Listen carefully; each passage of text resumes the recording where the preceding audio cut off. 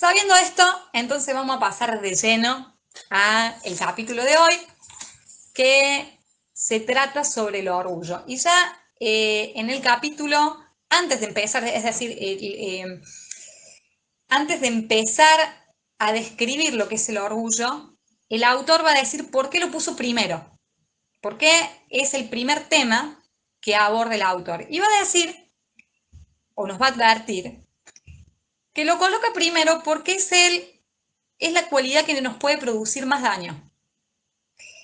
Y que debe usarse, no nos está diciendo que no tenemos que ser orgullosos, ya vamos a ver que hay un orgullo bueno y un orgullo malo, nos va a decir, el orgullo es necesario, pero debe usarse con discreción solamente en los lugares apropiados. ¿Bien? Ahora, ¿dónde se encuentra en la Torá que no tenemos que ser orgullosos? O ¿dónde se encuentra la advertencia, mejor dicho, en la Torá respecto a cuidado con el orgullo? Y el autor se refiere a esto, va a responder con varios versículos, pero el más importante se encuentra en el libro de Deuteronomio, capítulo 6, versículo 12, donde dice explícitamente, ten sumo cuidado de no olvidar al Eterno tu Dios. Y esto se refiere al orgulloso, ¿no? Es como si nos dijera, ten sumo cuidado de no ser orgulloso. ¿Por qué? Porque se entiende que el orgulloso es quien se olvida del Creador. Incluso el autor va a decir que el rey debe tener cuidado con el orgullo. Es decir, estamos hablando de una persona que está por encima de muchas otras. Es decir, podría sentir orgullo frente al resto digamos, de los campesinos, del resto, digamos, del pueblo. Sin embargo, aún el rey debe trabajar su orgullo para usarlo con discreción y en los lugares adecuados. Bien, el autor va a hablar de que existen dos tipos de orgullo. Está el orgullo por el cuerpo y el orgullo por las buenas acciones y la sabiduría. Y cada uno de ellos tiene dos caras, como una moneda. Es decir, el orgullo por el cuerpo puede ser bueno o malo, y el orgullo por las buenas acciones y sabiduría puede ser bueno o puede ser malo. Y yo creo que el orgullo por las buenas acciones y sabiduría, que es el segundo tipo de orgullo que vamos a ver más adelante, es el más difícil de emplear, ¿no? Porque uno diría, ¿cómo no me voy a sentir orgulloso de hacer cosas buenas o de ser sabio? Pero ya vamos a ver cómo el autor se va a referir a esto. Vamos primero a ver sobre el orgullo malo por el cuerpo. ¿Cómo se manifiesta el orgullo malo por el cuerpo? El autor dice así, una persona que tiene orgullo malo por el cuerpo se manifiesta en su forma enfática de caminar, ¿no? Cuando van con el pecho bien arriba, ¿no? Cuando los ojos miran con desdén a otros. Fíjense que está mencionando todas partes del cuerpo, ¿no? Cuando sus oídos no escuchan al pobre, al necesitado. Cuando su nariz desprecia el olor del desamparado, del indigente, del pobre. Cuando su boca es imprudente y engreída. Cuando el cuerpo viste ostentosamente. Cuando vive comiendo y bebiendo en festines. Todo esto hace una persona orgullosa, o algunas de estas cosas, ¿no? Y por último dice, que me parece que es el más fuerte, cuando su corazón no busca ayuda divina. Qué fuerte eso, ¿no? Y ahí marca un texto. En realidad, para todos estos que estoy diciendo, marcas textos, pero bueno, yo solamente voy a tomar este porque fue el que más me impactó, que está en Mishlei, en Proverbio, capítulo 16:5, dice, abominaciones para Dios, el altivo de corazón. Y el autor va a decir que puede ser que no se manifieste en ninguna de estas, pero si una persona tiene orgullo en el corazón, entonces se considera orgulloso. Y el hecho de que sea un orgulloso de corazón, es decir, que su corazón no busque ayuda divina, hace que, y hay varios textos ahí donde él va a confirmar esto que estoy diciendo, que el pecado del orgullo es similar a la idolatría. ¿Mm? Bien, ¿a qué conduce? ¿A qué conduce el orgullo? Una persona orgullosa. Bien, bueno, ¿cuál es su peligro? Vamos a ver a qué conduce. Dice, el orgullo conduce a disputas, envidia y odio por la búsqueda de grandeza. Y ahí nos marca la historia de Korah, ¿no? Que él, en busca de su grandeza, es decir, de querer ocupar un puesto como es el del Cohen Gadol, trajo disputa, envidia y odio. Segundo, se concentra en sí mismo y no percibe las mitzvot. ¿Por qué? Porque desea satisfacer sus propios deseos y esa búsqueda de su propia satisfacción hace que no pueda percibir la importancia de las mitzvot para su vida. Es decir, prefiere su camino antes que el camino de la Torah. Tercero, como se ocupa tanto de su cuerpo y hay tanto deseo en sí mismo, que sus acciones lo llevan al libertinaje. Además, el deseo lo lleva a la codicia y la codicia lo puede llevar al robo y al asalto. Fíjense en todos los pecados que hay en el orgullo, es decir, cómo estas cosas mínimas, ¿no? que percibíamos, aquel que miraba altivamente, aquel que dañaba con su boca, aquel que vestía de manera ostentosa, de repente vemos que pueden producir algo tristísimo en la persona, ¿no? Lo puede llevar muy bajo. Además, produce insatisfacción. Es una persona constantemente insatisfecha. ¿Por qué? Porque todo el tiempo codicia. Y finalmente, tiene falta de paciencia cuando se relaciona con otros.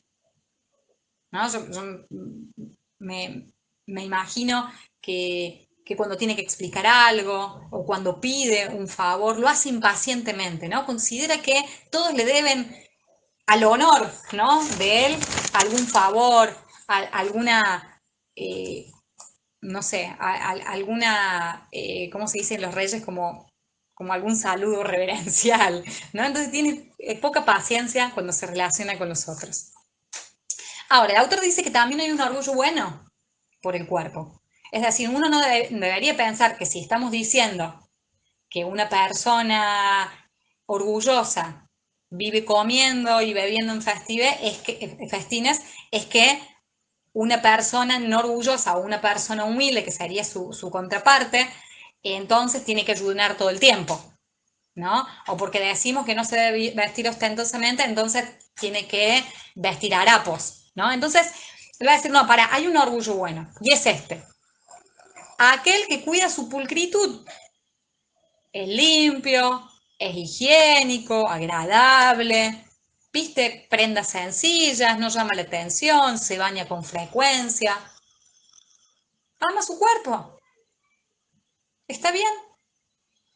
Segundo, el que come de acuerdo a sus medios económicos. ¿A qué se refiere esto? Es una persona que si tiene para un asadito se da el gusto. Sí, ¿por qué no? Y es una persona que además no se va al otro extremo de decir ayuno todos los días, ¿no? Porque está ese también orgullo de yo puedo ayunar y yo soy más espiritual y más elevado. No, no, come de acuerdo a sus medios económicos. Tiene utensilios limpios, una mesa bien preparada, no ayuna demasiado para no llamar la atención. Ese es el orgullo bueno. Bien, el que se cuida, el que cuida su cuerpo. Eso es lo correcto. Bien, hemos visto el orgullo por el cuerpo bueno, el orgullo por el cuerpo malo, y ahora vamos a ir al segundo tipo de orgullo que se refiere el autor, que también tiene su cara buena y su cara mala, que es el orgullo por las buenas acciones y la sabiduría. Vamos a ver cómo se expresa este tipo de orgullo. Una persona orgullosa por sus buenas acciones y sabiduría, una persona orgullosa en la cara mala, ¿no? Desprecia la manera de hablar de otros, viéndolo como pequeño o inculto, ¿no? Escucha una opinión, pero ¿qué sabrá este? ¿No? Escucha a un niño, es muy pequeño. Escucha a una persona adulta, ¿qué sabrá si no vivía, no puede entender, ¿no? Las tecnologías o lo que vivimos hoy los más jóvenes, ¿no? Desprecia constantemente la manera de hablar de los otros. A mí me encantó, por ejemplo, ayer en el Minja, en el estudio, cómo los niños participaban y me encantó ver cómo todos aprendíamos de las preguntas que tenían los niños. Eso es muy lindo. Bueno, el orgulloso no, desprecia la manera, le molesta escuchar a otros. Es pérdida de tiempo para él.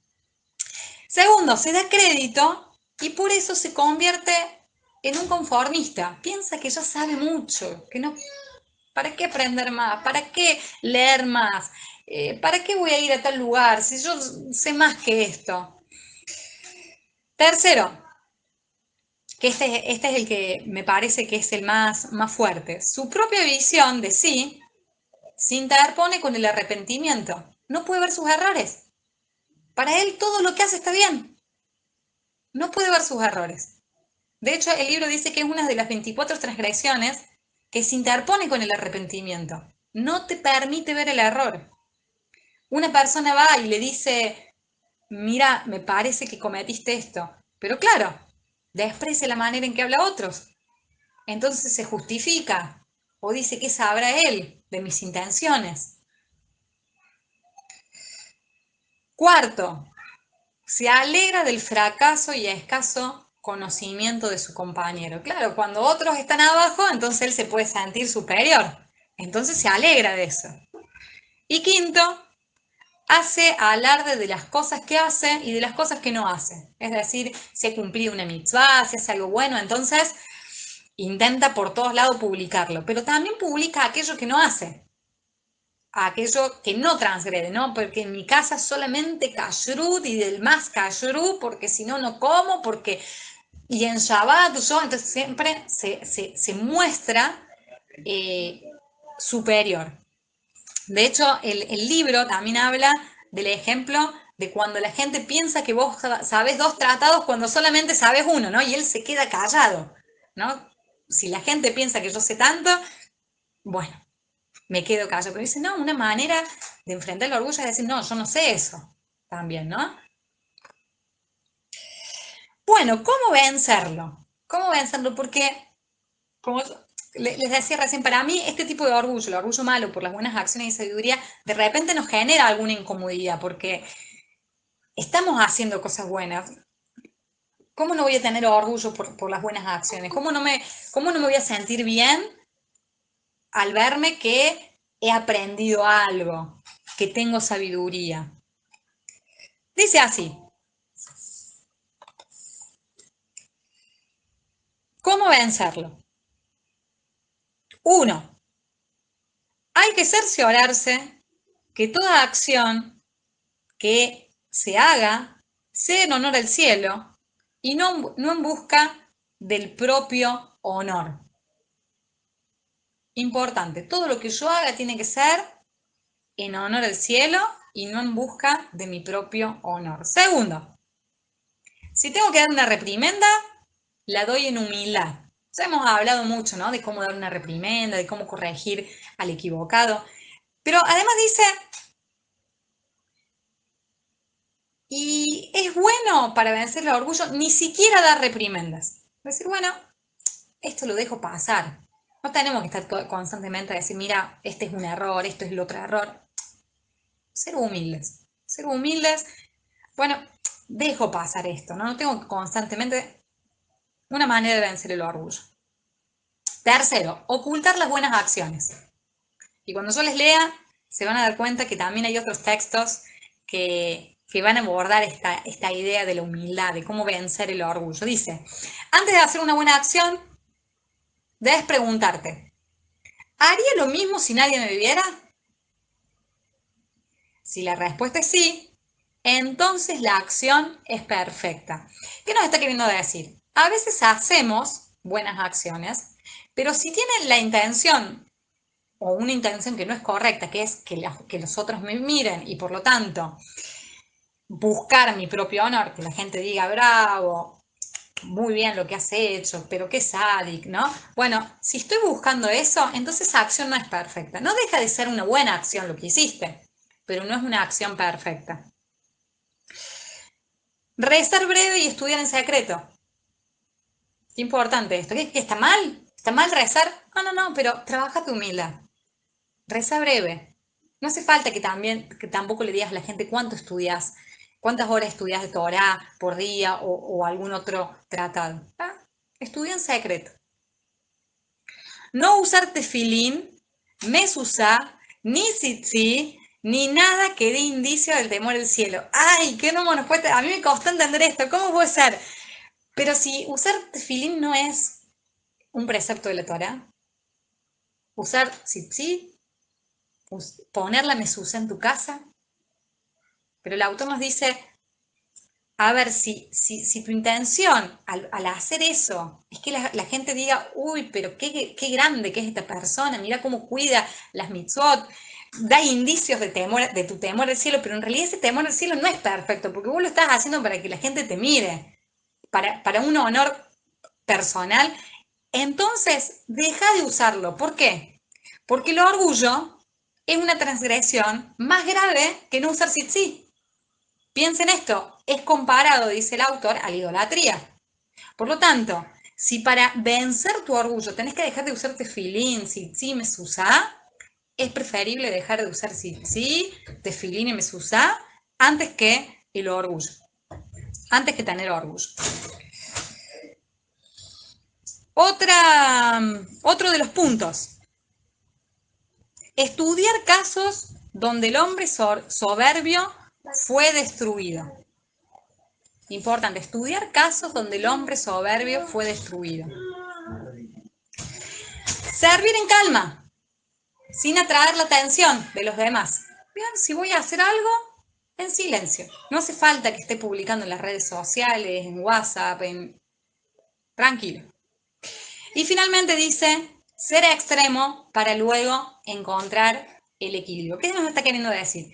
Que si soy una persona orgullosa, entonces de por vida no voy a usar tefilín o no voy a usar tzitzit, o de por vida voy a tener que estudiar en secreto. No, vayamos al extremo primero y después de a poquito vayamos buscando ese equilibrio para que el orgullo sea bueno en su justa medida en las situaciones adecuadas. A ver, quiero ver si, cómo lo dice, porque me gusta, dice, acá está, miren, está en la página 51, dice así, al principio debe alejarse de ellos hasta el límite, donde ya no puede ir más lejos, y tendrá que continuar así durante mucho tiempo, y después podrá dar un poco marcha atrás para encontrar el punto intermedio.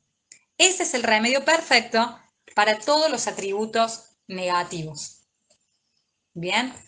Es decir, que cada uno va a tener una medida diferente, por así decir, ¿no? Que va a tener que usar de orgullo y por lo tanto el remedio también va a ser en una medida distinta.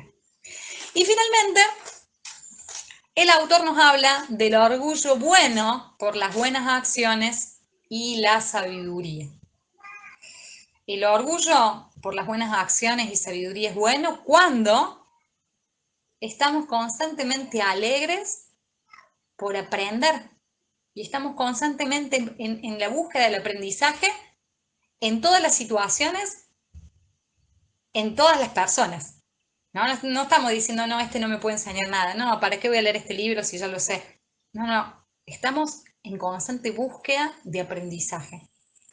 Y el orgullo por las buenas acciones y sabiduría es bueno contra el malvado. Y esto sí lo quiero leer porque tiene que ver justo también con, está en la página 45, con la historia de Purim, ¿no? Porque ahí vemos, él marca un ejemplo con Mordejai. Miren lo que dice. No hay que humillarse delante de los malvados. Igual que Mordejai no se humilló ante Amán. Siempre que se presente la oportunidad de una mitzvah, la persona no debe rebajarse ante ellos de ninguna manera, abandonando el bien por satisfacerlo. Entonces, ¿qué va a decir el autor? Es necesario el orgullo contra el malvado. Primero, para reprenderlos y hacerlos sentir vergüenza por su mal camino. Es decir, necesitamos sentir orgullo, la firmeza, la identidad de la Torah presente para poder señalarle al equivocado cuál es su error. Obviamente de manera humilde, como recién hablábamos, ¿no? Pero cuando vemos